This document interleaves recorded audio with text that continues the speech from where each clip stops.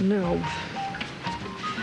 You know, it's funny because in trying to get her to sell me her half, I told her how much I understood, how important it was to have a place of your own. And at the time, I was just telling her that to make the sale. But you know something? As it turns out, Alan, it's true. And then she told me that this hotel is now a big dream of hers. Well, it's a big dream of mine. Tell me something. Is it too much to ask that just one of my dreams comes true? Olivia. You know what? Just forget I even went there. Okay, just forget the whole thing.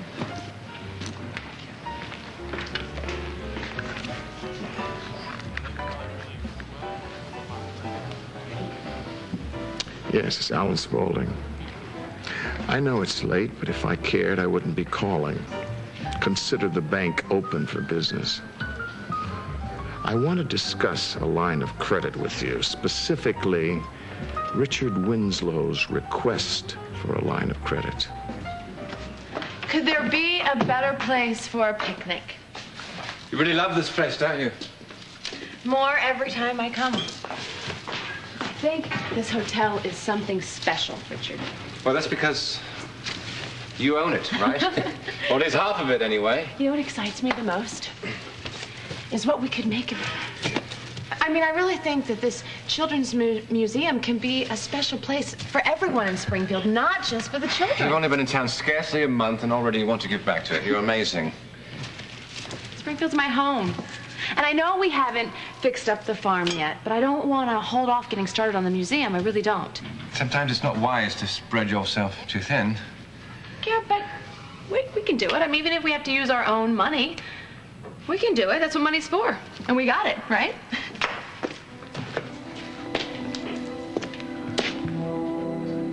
Ambassador Winslow, it's Suzanne Porter from Springfield Union Bank. Yes, hello. Yes, hello. I'm sorry to call so late. I thought you'd want to hear as soon as possible about your line of credit. Yes, of course. So, can you give me what I need? I'm sorry, Mr. Ambassador. I'm afraid your request has been refused. Right. Yes, I'm sorry. Go on. Well, how far do you want me to go back? When did you stop listening? No, I heard everything. You know, the museum, money, heard it all. You just had a really far-off look on you. I was thinking about the future is all. That's all I'm thinking about.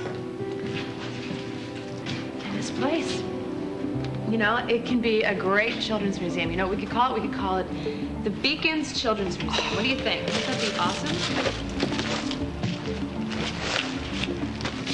Alan, it's me. Where are you? Well, who are you having lunch with? Well, get doggy bags all the way around, okay? Because I need your help. Who are you going to be busy with later on tonight, him or me? Fine. Look, just meet me at the Beacon Hotel as soon as possible. You're at Towers, right? Have him pack us a picnic basket. That's right, a picnic basket. We're going to do a little business over lunch.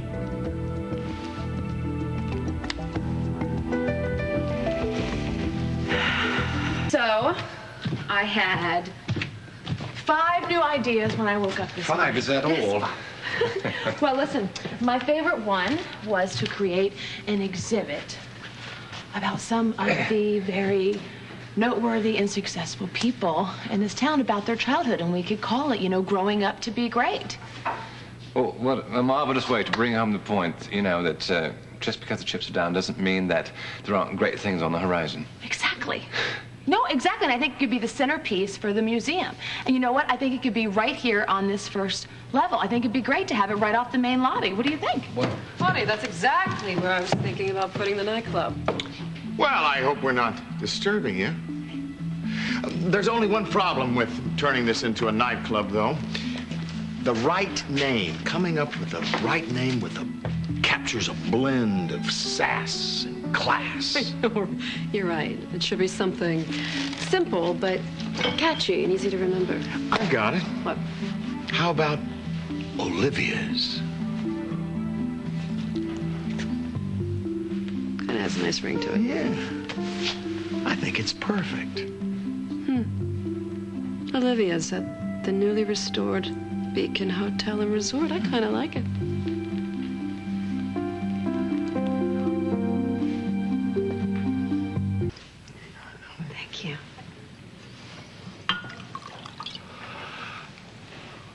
Bon appetit. Thank you. If this is a movable feast, why don't you move it on out of here? You know, Richard and I were sitting here first, Olivia. Oh, well, the thing is, this might be my half of the hotel, so maybe you're the one who should move. Do I smell chicken salad? Yes, you do. Cassie made it fresh this morning. Yeah, made with dill for the sass and class. It sounds delicious. Alan. Do you want some? Not unless I can reciprocate with duck pate and peppercorn. It's my favorite. Unbelievable. Oh, you know, I do remember, Richard, when we were engaged, you used to smother duck pate on anything that was toastable. Yes, well, I guess one can't say that I didn't have good taste. And you still do, Richard. Please be my guest.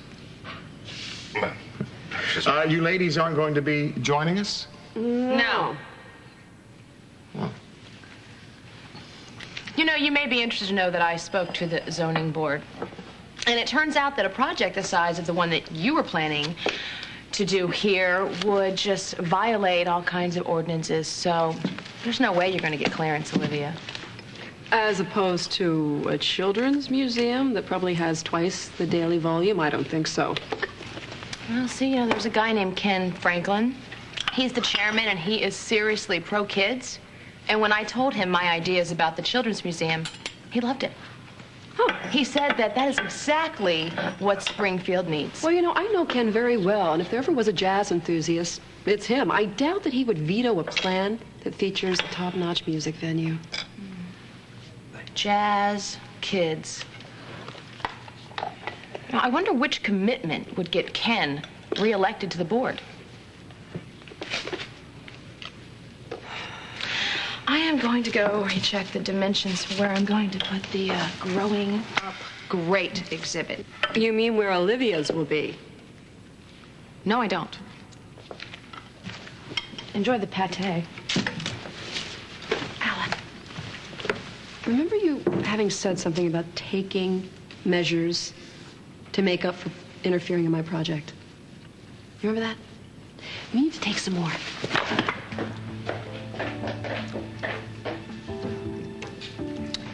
you know, Richard, you and I have a lot in common. Really? We're both enamored by two very strong-willed and intelligent women who know exactly what they want. Well, here's to us. I'll drink to that. And you know, we could give them both what they wanted if we worked together.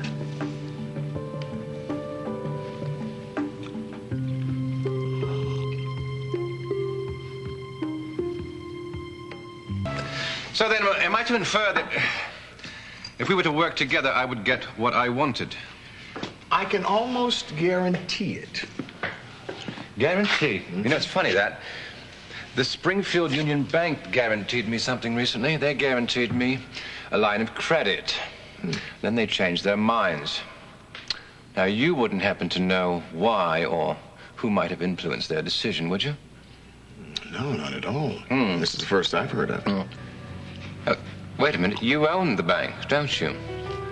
So you would be highly influential. Alan,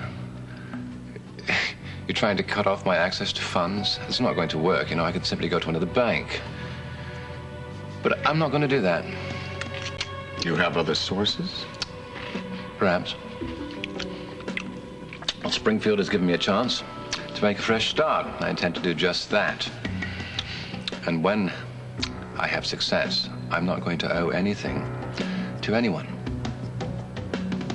I've made a lot of mistakes in my career, but underestimating my competition has not been one of them.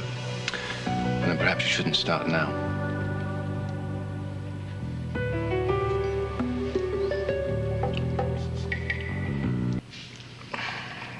You know, Richard, if you get Cassie to sell her half of this hotel, I will triple the purchase price.